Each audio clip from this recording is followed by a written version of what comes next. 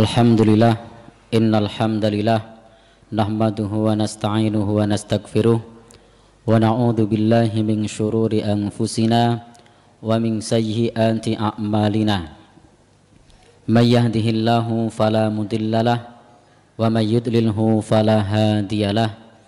Asyhadu an la ilaha illallah wahdahu la syarikalah wa asyhadu anna Muhammadan abduhu wa rasuluh.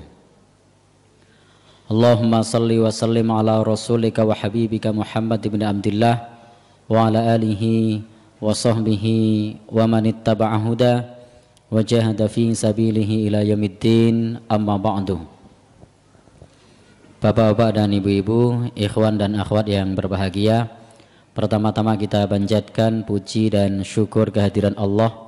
Alhamdulillah di kesempatan ini kita bisa menegakkan ibadah salat maghrib sebagai kewajiban kita. Setelah kita bersyukur kepada Allah Subhanahu wa taala atas rahmat, hidayah dan inayahnya, yang kedua, salawat dan salam semoga tercurah pada Nabi kita Nabi Muhammad sallallahu alaihi wasallam sebagai uswah hasanah kita, teladan terbaik umat manusia sepanjang zaman. Adapun yang ketiga, di kesempatan ini kita lanjutkan untuk taklim kita. Kita masih membahas bab yang terkait dengan sihir. Sihir yang dimaksud di sini adalah sebagaimana yang dijelaskan di dalam Al-Qur'an, sihir yang dilarang karena di dalam Al-Qur'an sudah jelas bagaimana kisah tentang Nabi Musa yang pada saat itu berhadapan dengan tukang-tukang sihirnya Fir'aun. Kemudian juga Nabi SAW dahulu juga pernah disihir. Demikian pula di masyarakat kita, di tempat kita, sejak zaman dahulu sampai hari ini, sihir ini menjadi satu perkara yang sudah sehari-hari. Termasuk kalau kita melihat di masyarakat kita, banyak mereka melakukan praktek sihir tapi tidak menyadari bahwasanya praktek tersebut adalah praktek sihir.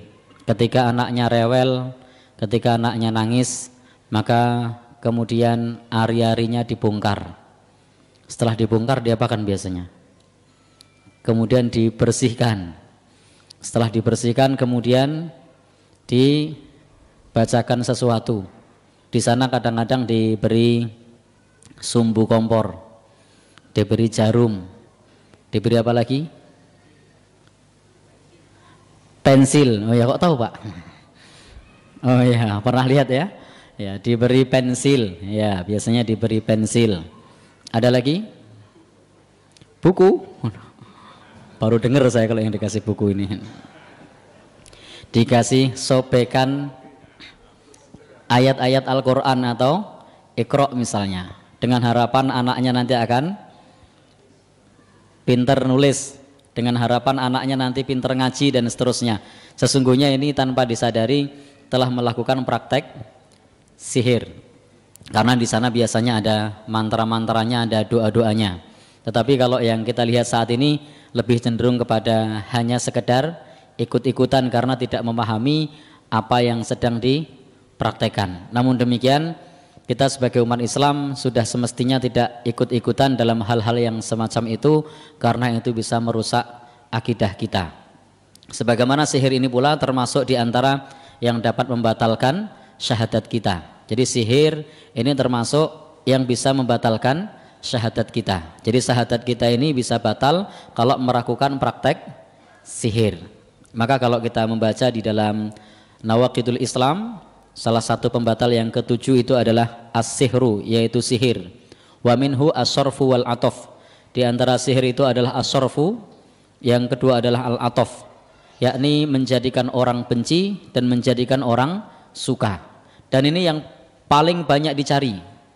Termasuk saya sendiri kadang di rumah itu ada yang datang ke rumah kemudian membawa gula teh dan lain sebagainya. Pak Ustadz, saya minta tolong anak saya itu biar dia tidak dolahan terus misalnya. Tolong dikasih bacaan apa. Bapak dan saudara, ini guru ngaji dikira tukang sihir. Dan itu sering nanti Untuk yang lain bisa ditanyakan, yang lebih sering lagi Ustadz Ridhoni. Tadi saya lihat beliau rawuh di sini. Itu banyak pengalaman pula yang seperti ini. Sering dimintai tolong seperti itu. Kadang-kadang kemudian datang ke tempat Ustadz guru ngaji bawa fotonya. Ustadz tolong ini diterawang.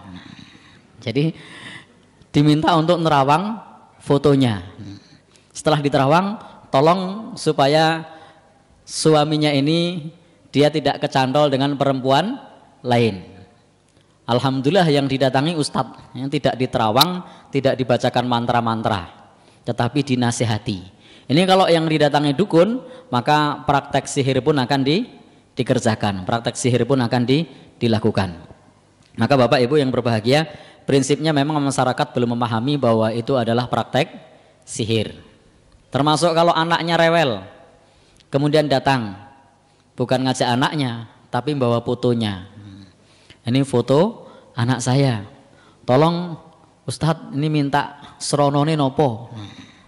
Sudah pakai seronone. Kadang-kadang WhatsApp maharnya berapa. Sudah tanya serono, tanya mahar dan seterusnya. Ini tidak lain dan bukan karena masyarakat tidak memahami bahwa itu semua adalah praktek sihir.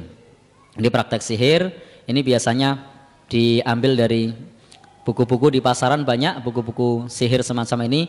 Saya memberitahu untuk dihindari, jangan dibeli. Misalnya ada namanya mujarobat sughro atau mujarobat kubro misalnya. Itu biasanya di pasar Kliwon, di pasar Pon, di pasar Legi, itu banyak. Biar misalnya tanamannya subur, biar hewannya pada istilahnya kalau burung gacor, ini bukan akun ya. Jadi kalau burung biar burungnya bisa berbunyi terus misalnya, atau yang lainnya, supaya suaminya takluk kepada istrinya dan seterusnya. Yang besar misalnya ada lagi kitab namanya Al-Aufaq. Ini juga kita perlu berhati-hati kalau merujuk dari kitab-kitab semacam itu, mestinya sebagai seorang muslim kita hindari. Lalu ada orang yang bertanya, loh kok berbahasa Arab? Yang namanya sihir itu tidak kenal bahasa. Dia bisa berbahasa Arab, dia bisa berbahasa Jawa, bisa pula berbahasa Indonesia. Justru sihir yang berbahasa Indonesia itu, yang berbahasa Indonesia, berbahasa Jawa itu saat ini sudah tidak laku. Yang laku itu yang pakai bahasa Arab karena dianggap Islami. Jadi karena dianggap Islami. Kalau di rumah makan misalnya Bapak Ibu pernah melihat kaligrafi, di sana ada nama-nama Allah, ada Ar-Rahman, ada Ar-Rahim, ada Al-Malik, ada Al-Quddus, lalu tengahnya ada Kitmir misalnya. Itu juga termasuk sihir pengelarisan yang cukup laris manis di beberapa rumah makan. Itu ditempatkan biasanya di pajang, biasanya beli di situ, beli dengan mahar tertentu untuk mendapatkan pengelarisan tersebut. Kenapa di situ termasuk bentuk sihir? Salah satunya adalah diyakini sebagai penarik rezeki. Kemudian di pinggir-pinggirnya itu adalah nama-nama Allah, tapi tengahnya bukan nama Allah. Tengahnya itu adalah nama, salah satu di antara nama-nama yang biasa disebut di Ashabul Kahfi. Itu ada 7 pemuda, salah satunya itu ada Kitmir, yaitu anjingnya Ashabul Kahfi. Maka kita harus berhati-hati menyematkan nama-nama Allah Subhanahu wa taala pada sesuatu yang semestinya tidak disematkan. Dan sihir biasa menggunakan cara-cara seperti itu. Itu yang biasa disebut oleh Syekh Wahid Abdus Salam Bali, namanya Thariqatus Sufliyah, dengan jalan untuk menistakan ajaran agama. Kalau tidak Thariqatus Sufliyah, biasanya dengan Thariqatut Tankis, dengan cara membalik. Jadi ayat Al-Qur'annya dibalik. Itu diantara bentuk-bentuk sihir. Maka kalau ada yang mengajarkan kepada kita Yasin balik atau Kulhu sungsang, itu tidak usah diamalkan, karena itu termasuk sihir. Meskipun bisa jadi yang memberi tersebut pakai surban, pakai tasbih, pakai sarung. Maka kalau sudah ini bacaannya dibalik, misalnya ada orang ini kalau pengen istrimu nyantol terus, bacalah surat Yasin. Setiap kata-kata ini maka tusuklah fotonya misalnya. Maka ini juga termasuk bentuk sihir meskipun pakai surat Yasin. Saya tidak menyebut kata apa tadi nggih. Nanti kalau menyebut khawatirnya ada yang praktek. Ya. Bapak Ibu yang berbahagia yang dirahmati Allah Subhanahu wa taala. Jadi prinsip sihir itu adalah ikhrajul batil fi suratil haq, menampakkan sesuatu yang batil dalam rupa kebenaran. Jadi sihir itu ikhrajul batil fi suratil haq, menampakkan sesuatu yang batil dalam rupa kebenaran. Itu sihir. Sehingga tampak seolah-olah itu adalah benar karena dari Al-Qur'an. Seolah-olah tampak itu adalah benar karena diambil menggunakan nama-nama Allah. Karena di sana sebelumnya sholat terlebih dahulu misalnya. Maka hati-hati dengan polesan-polesan yang semacam itu yang membuat kita kemudian tertipu dan terjatuh ke dalam dosa besar. Maka di dalam Nawaqidul Islam disebutkan faman fa'alahu aw radiya bihi, barang siapa yang mengerjakan sihir atau ridho dengan sihir itu maka telah kufur atau keluar dari Islam. Karena sihir ini termasuk kufur akbar. Maka hendaknya kita menghindari, termasuk kita banyak menuntut ilmu terkait bab-bab semacam ini agar tidak terjebak kepada ritual-ritual sihir. Dan di kesempatan yang lalu sudah kita bahas, salah satunya ada ar-rabtu. Maka di kesempatan ini kita akan mengenal sihir tafrik, sihir perceraian antara suami dan istri. Disebutkan di dalam hadis yang sahih, inna iblisa yad'u arsyahu 'alal ma'. Sesungguhnya iblis itu punya singgasana, singgasananya di atas air. Jadi Rasul Shallallahu Alaihi Wasallam bersabda bahwasanya iblis itu punya singgasana, singgasananya di atas air. Tidak usah berpikiran Nyi Roro Kidul. Karena kalau di mitos masyarakat Jawa di pantai selatan ini ada Nyai Roro Kidul. Itu adalah bangsa jin. Itu adalah bagian dari bangsa jin yang kemudian disebut oleh orang-orang Nyai Roro Kidul. Wallahu alam itu ada atau tidak, tetapi prinsipnya yang gaib itu ada. Dan biasa masyarakat memberikan nama-nama yang seperti itu. Kemudian wayab asu saroyahu, maka iblis ini memerintah kepada para tentaranya. Jadi iblis ini punya bala tentara. Siapa bala tentaranya? Anak cucunya. Jadi anak cucunya menjadi bala tentaranya. Maka yang paling tinggi kedudukannya adalah a'dhamuhum fitnah. Yang fitnahnya, tipu dayanya paling besar. Itu yang paling dekat dengan dirinya. Kalau bahasa kita apa istilahnya? Asisten atau apa? Yang paling dekat dengan iblis. Itu adalah yang fitnahnya paling besar. Kemudian ada yang datang kepada iblis. Dia berkata, yaqulu kadza wa kadza. Dia berkata, jadi para tentaranya ini selalu memberikan laporan kepada iblis bahwasanya kami telah melakukan ini dan itu.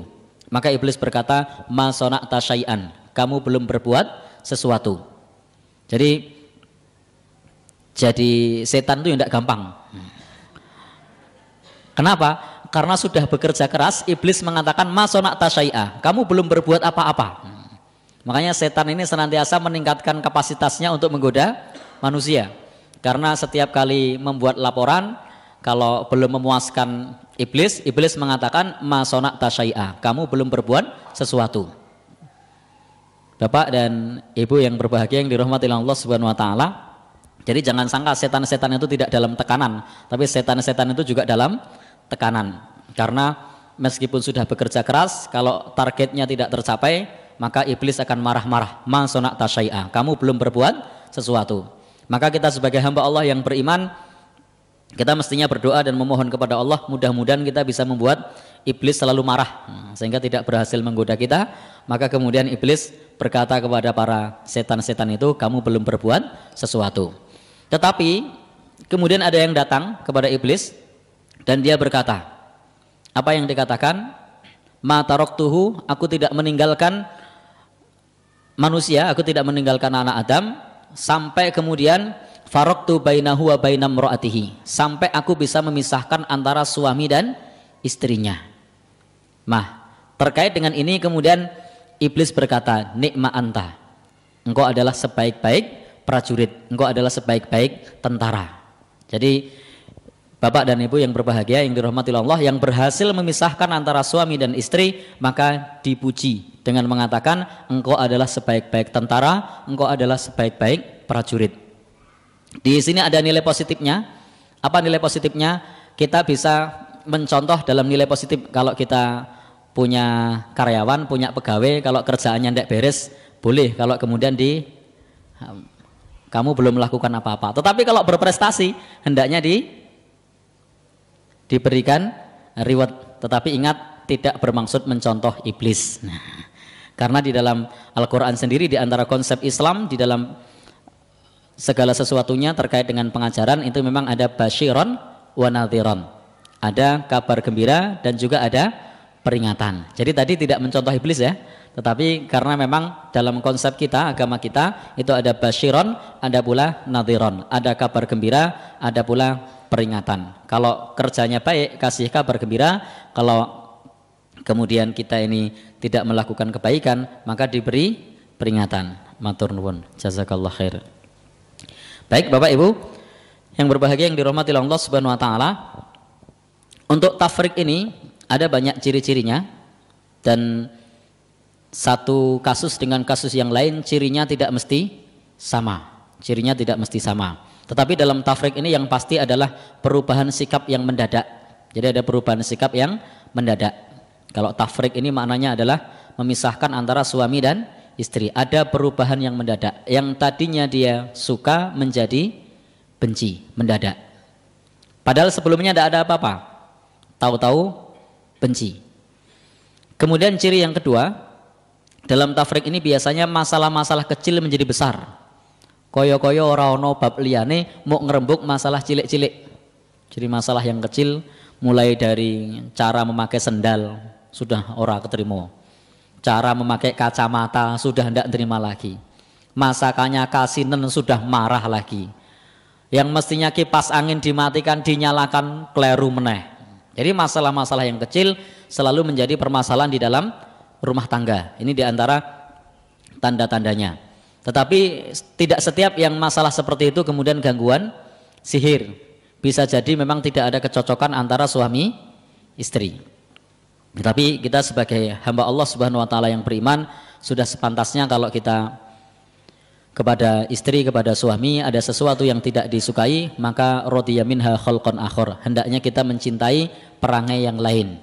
Jadi ada yang tidak suka, maka hendaknya kita fokus pada perangai yang lain yang kita suka. Bukan kemudian malah fokus kepada sesuatu yang tidak suka. Yang terbaik dalam berumah tangga itu bukan bagaimana mengubah pasangan kita sesuai selera kita, tetapi kita bisa berdamai keadaan, toleran kepada pasangan kita selama bukan dalam perkara-perkara yang prinsip. Jadi bukan kemudian istrinya harus bisa masak, padahal masakannya yo biasa saja. Selalu menuntut kamu masakannya harus begini-begini, maka ini tidak akan bisa mengubah rumah tangga menjadi harmoni. Maka yang terbaik adalah berdamai dengan keadaan. Bagaimanapun juga istri sudah memasakkan suaminya misalnya.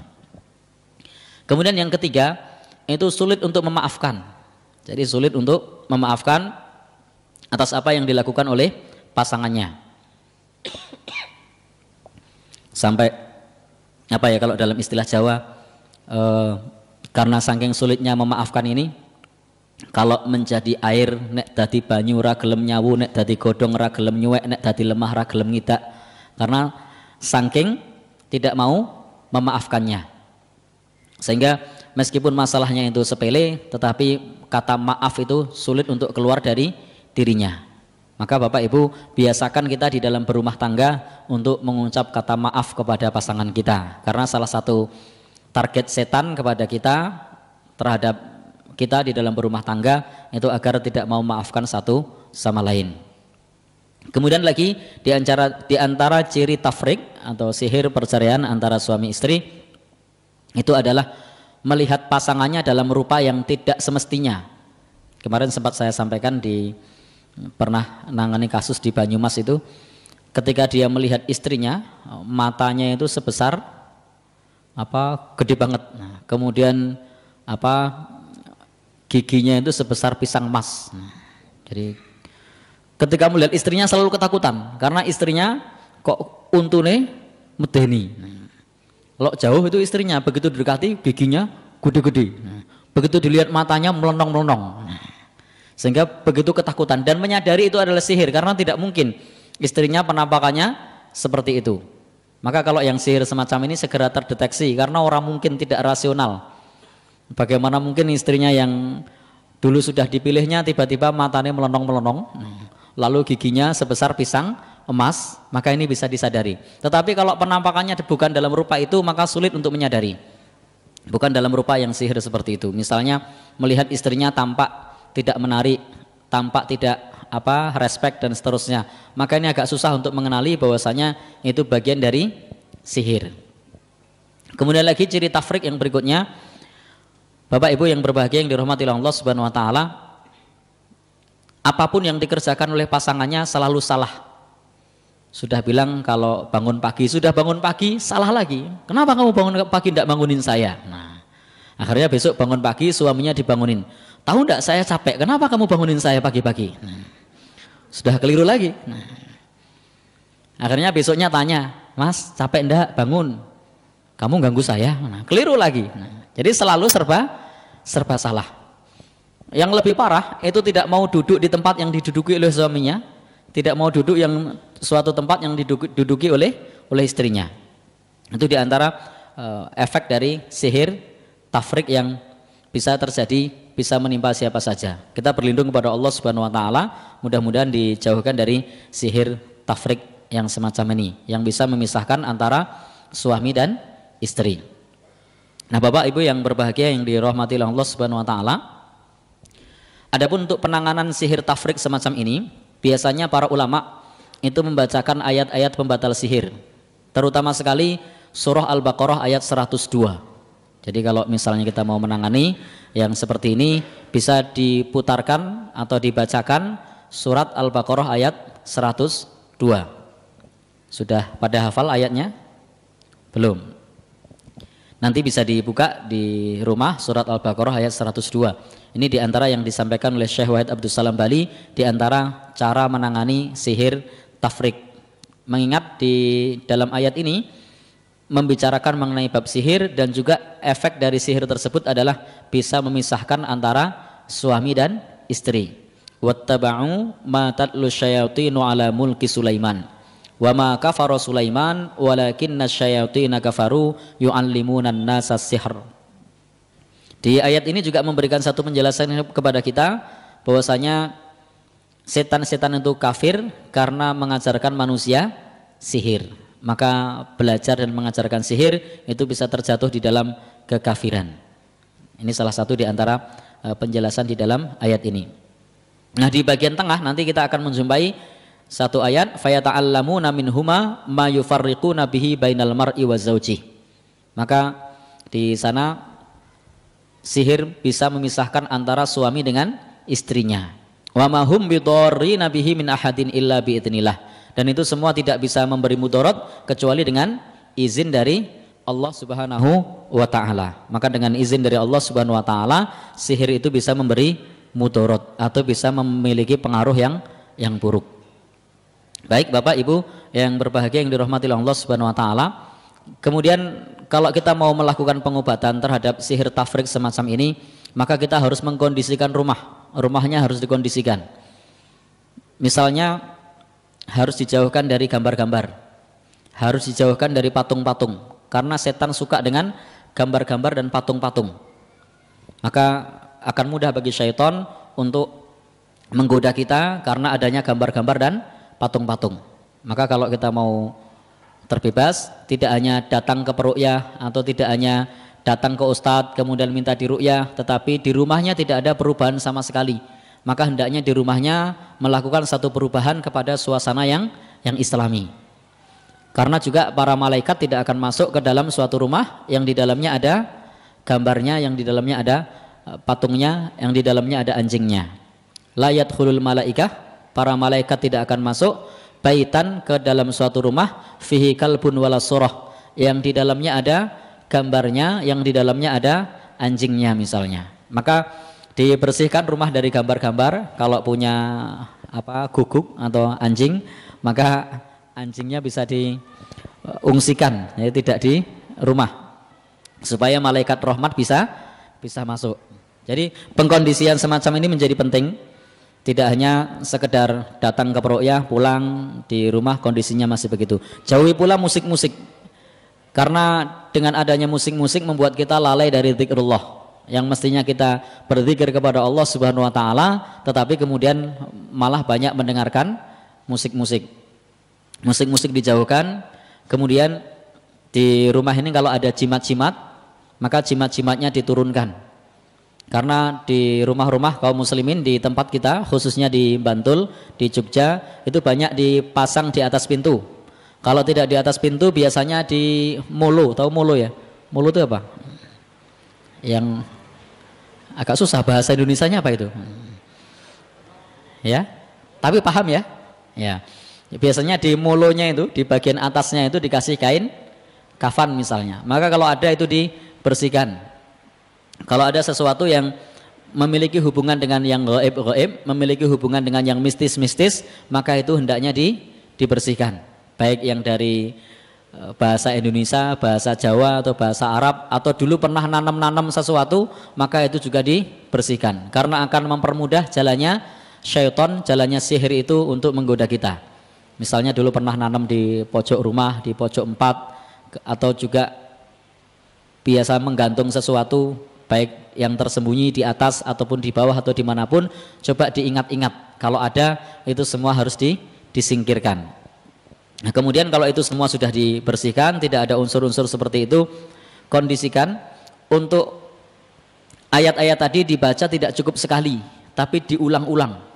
Jadi bisa dibacakan surat Al-Baqarah ayat 102, kemudian bisa dengan ayat kursi, kemudian ayat-ayat pembatal sihir yang lain sebagaimana disebutkan oleh para ulama, itu bisa dibacakan surat Al-A'raf ayat 117 sampai 122. Ini diantara ayat-ayat yang bisa dibaca untuk dijauhkan dari sihir. Kemudian bisa dibaca lagi Yunus 81 82. Jadi ini bisa dilakukan oleh semua orang. Jadi ruqyah itu mudah, semua orang bisa melakukan. Tetapi memang proses kesembuhannya tidak instan. Nah, selama ini banyak orang terjatuh dalam sihir karena ingin efek yang instan. Maka ketika mereka rumah tangganya berantakan, maka datang lagi ke tukang sihir yang disebut dengan nusroh. Padahal nusroh ini termasuk yang dilarang. Nusroh itu berobat yang tadinya kena sihir ditangani dengan sihir. Sihir diobati dengan sihir. Tadinya ada setannya tingkat RT, dikasih setan tingkat dukuh. Kenapa ndak RW? Karena di Bantul ndak ada RW. Di Bantul adanya dukuh ya. Kalau tadinya setannya tingkat dukuh, maka kemudian nanti akan dikasih setan tingkat lurah misalnya. Sehingga tidak menyelesaikan masalah, tetapi akan menambah masalah. Kemudian bisa dibacakan pula surah Toha ayat 65 sampai 70. Ini ayat-ayat yang bisa kita baca. Lalu kemudian bisa 4 ayat terakhir dari surat Al-Hasyr, kemudian bisa An-Nas, Al-Falaq dan Al-Ikhlas. Dibaca berulang-ulang setiap 1 hari, bisa durasinya misalnya antara 30 menit sampai 1 jam, diulang-ulang. Boleh kalau misalnya mau direkam pakai misalnya MP3 atau direkam pakai handphone, itu bisa. Karena bacaan Al-Quran ini baik dibacakan oleh orang atau mendengarkan dari handphone atau mendengarkan dari MP3, dia tetap akan berefek. Tetapi tentu yang terbaik adalah langsung dibacakan. Itu tadi bagi keluarga, saudara yang barangkali tidak ada keluarganya yang bisa membaca Al-Quran, maka bisa menjadi solusi sementara. Karena tidak setiap rumah yang biasanya bergelimang dengan sihir itu ada orang-orang yang mampu menguasai Al-Quran. Maka bisa kalau misalnya mau direkamkan bacaan-bacaan. Sebagaimana hal ini juga sering dipraktekkan oleh Syekh Wahid Abdul Salam Bali. Beliau ketika ada pasien datang ke rumah beliau, maka itu akan direkamkan ayat-ayat yang sesuai, kemudian nanti diminta untuk melakukan terapi. Dan terapi ini ketika dilakukan maka akan mengalami fase parah terlebih dahulu. Jadi kesembuhan dari sihir itu akan mengalami fase parah terlebih dahulu. Hari pertama ketika mendengarkan bacaan itu akan terasa misalnya muntah-muntah. Hari kedua muntahnya lebih dahsyat. Hari ketiga bisa jadi kesurupan. Hari keempat lebih parah lagi. Nah, biasanya banyak orang ketika melakukan pengobatan semacam ini kemudian berhenti. Kenapa? Saya malah tambah parah. Sehingga dia kemudian berhenti. Padahal itu adalah perlawanan dari syaitan atas bacaan Al-Quran. Supaya kita kemudian tidak lagi membaca Al-Quran. Maka meskipun nanti tampak lebih parah, biarkan. Karena reaksinya itu seperti bukit, seperti piramid.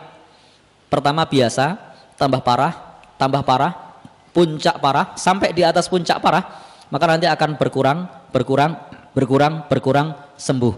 Jadi seperti segitiga, itu reaksinya seperti itu. Termasuk juga ada anak-anak yang misalnya indigo yang biasa melihat penampakan. Itu banyak mereka trauma tidak jadi ruqyah karena setelah ruqyah pertama kok tambah tajam. Dulu sebelum ruqyah itu melihatnya samar-samar. Setelah di ruqyah kok malah tambah non-dinti ono. Pojok masjid ada, pojok rumah ada, protelon ono, perapatan ono. Jadi puyeng, wah ini saya tidak jadi ruqyah aja. Karena ternyata di ruqyah malah tambah parah. Maka harus bersabar. Insya Allah nanti sudah di puncak keparahan, nanti akan turun. Maka biasanya kalau misalnya kesembuhan itu dalam 1 bulan, maka hari ke 10 sampai 15 itu yang paling parah. Kalau kesembuhan itu dalam 3 bulan, maka hari ke 40 sampai 50 itu biasanya yang paling parah.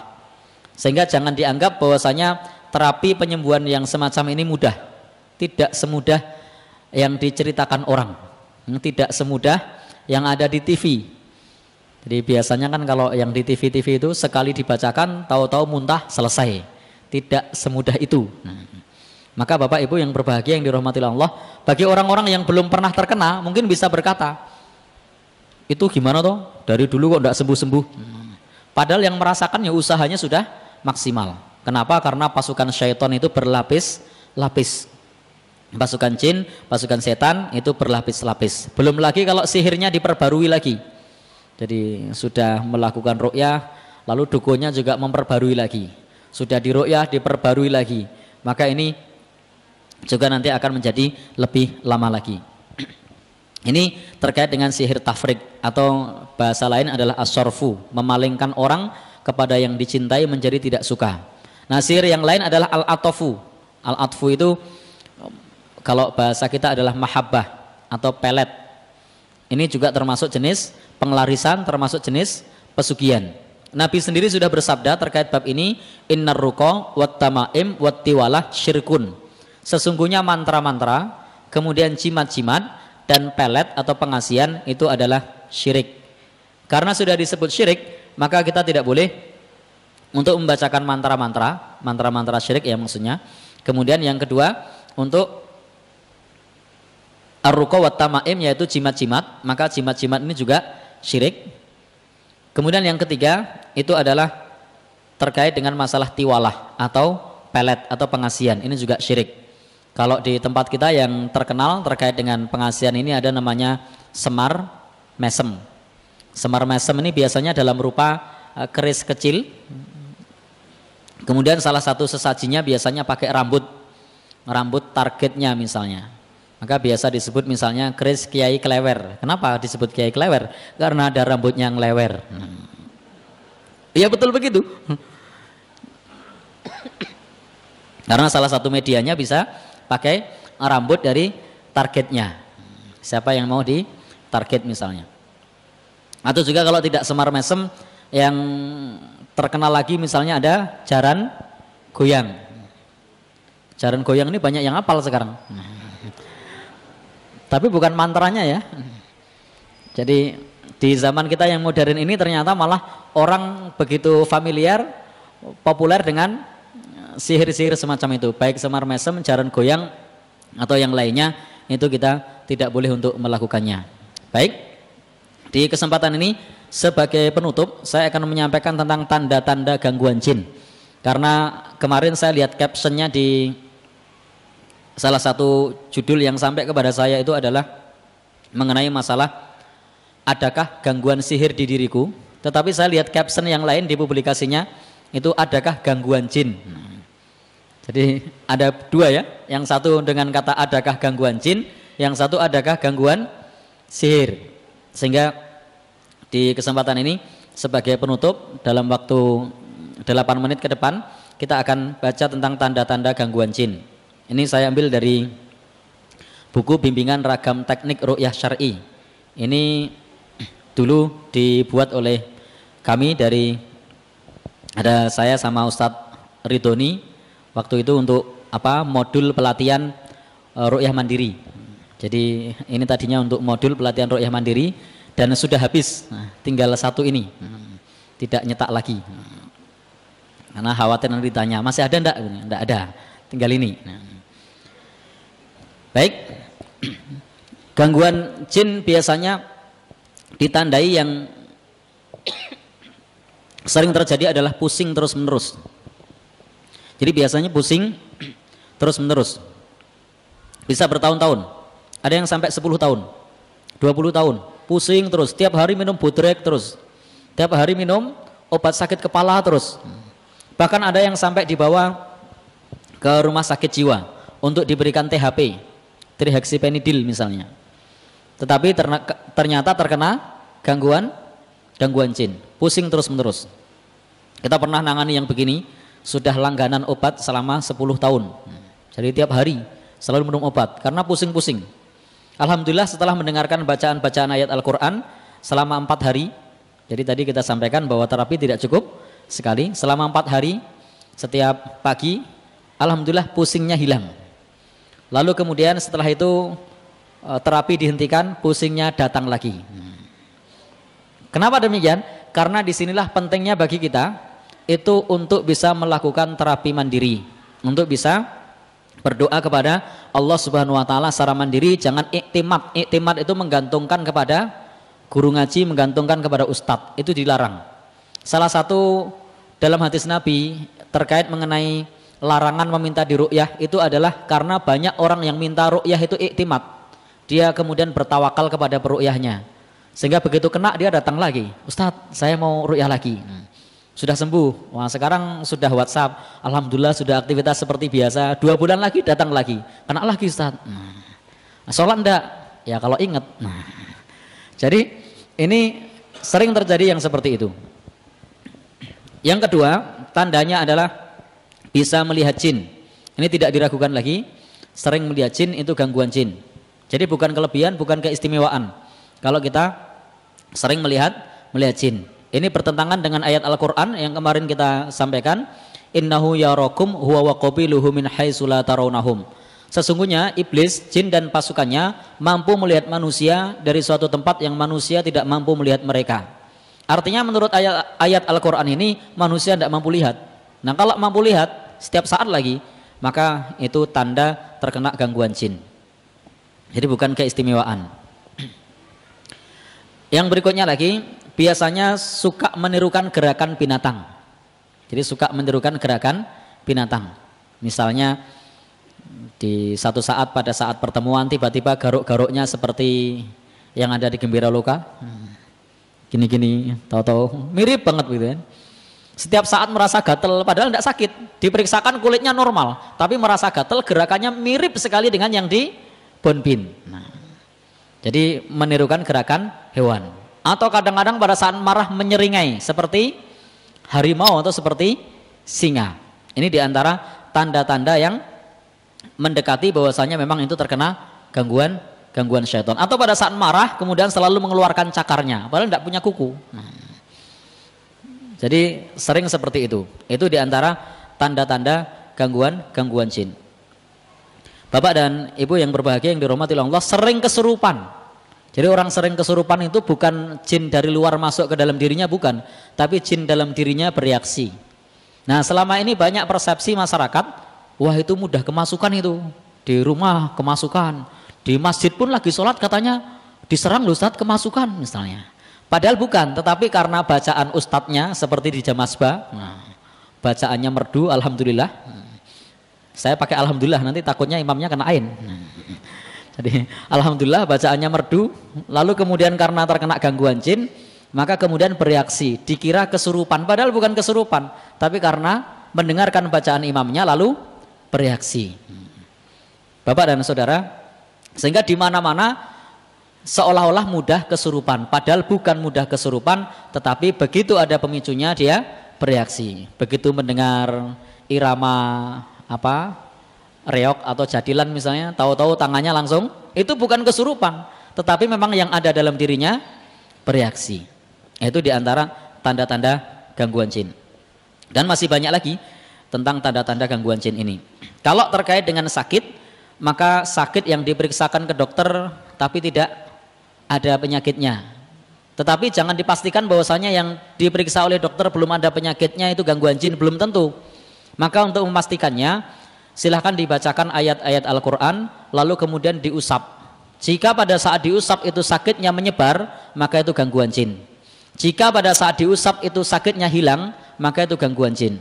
Tetapi kalau diusap, ditarik itu tidak hilang, maka itu bukan gangguan jin. Bisa jadi secara medis belum ditemukan.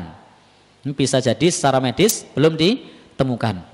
Misalnya tengkuknya di sini selalu berat, maka bisa diusap berlawanan arah jarum jam, lalu dibacakan surat Al-Falaq misalnya. Wa min syarrin naffasati fil uqad, dicengkeram, baca takbir misalnya Allahu Akbar. Kemudian kok berkurang, kemudian diusap lagi, ditarik lagi berkurang, diusap lagi, ditarik lagi hilang, maka itu gangguan jin. Tetapi kalau diusap, ditarik podo wae, diusap, ditarik mah melicet, karena nariknya terlalu semangat, maka itu bukan gangguan jin, karena tidak hilang. Atau kalau tidak hilang dia akan menyebar. Misalnya di dadanya terasa sesak, biasanya selepas asar, antara asar sampai isya, dadanya terasa sesak. Lalu kemudian diusap. Ini kalau perempuan, yang usap perempuan ya. Jadi jangan laki-laki, tidak boleh. Jadi diusap, lalu kemudian dicengkeram, bisa baca Allahumma adhibil ba'sa misalnya. Ya Allah hilangkanlah sakitnya, atau Allahumma adhibil ba'sa, ya Allah hilangkan gangguannya. Lalu kemudian dicengkeram, ditarik. Kalau kemudian menyebar atau tiba-tiba naik ke leher atau turun ke perut, maka itu gangguan jin. Tetapi kalau ditarik, ora popo, tarik meneh, ora popo, maka itu bukan gangguan jin. Bisa saja memang belum ketemu. Jadi memang belum ketemu secara medis. Sudah bel. Ya baik. Sebenarnya masih banyak terkait mengenai masalah tanda-tanda. Di antaranya adalah menangis atau tertawa tanpa sebab. Jadi menangis, tertawa tanpa sebab. Merasa takut tanpa sebab. Dulunya pemberani, tahu-tahu jadi penakut. Tiba-tiba pengen minta maaf, padahal tidak salah.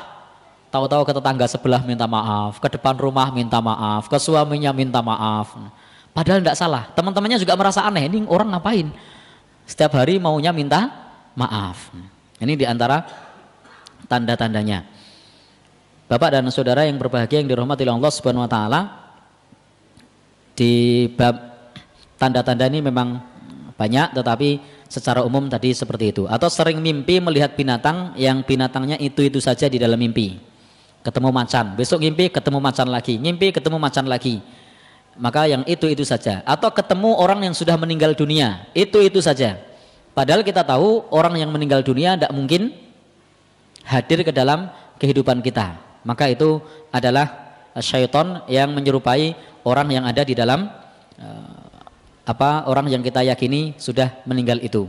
Atau sering mimpi basah. Jadi sering mimpi basah. Malam ini mimpi basah, besok mimpi lagi, besoknya mimpi lagi. Itu tanda dicintai jin. Jadi tanda dicintai jin itu sering mimpi basah. Kalau mimpinya sesekali itu masih normal. Tetapi kalau dalam satu minggu bisa mimpi basah 3 kali dengan perempuan yang itu saja tidak kenal, dan itu berulang-ulang, atau bahkan merasa lebih menikmati dengan mimpinya daripada dengan istrinya, nah ini tanda gangguan jin. Dan demikian ini beberapa tambahan terkait tanda-tanda gangguan jin secara umum. Adapun tindian bukan mesti gangguan jin. Bisa jadi orang tindian itu karena sinusitis, bisa jadi karena asma, bisa jadi otak sudah siap tapi tubuh belum siap. Tetapi memang ada di antara tindian tersebut gangguan jin. Jadi tindian bukan merupakan sebab pasti kalau itu adalah gangguan jin. Billahi taufik wal hidayah. Wassalamualaikum warahmatullahi wabarakatuh.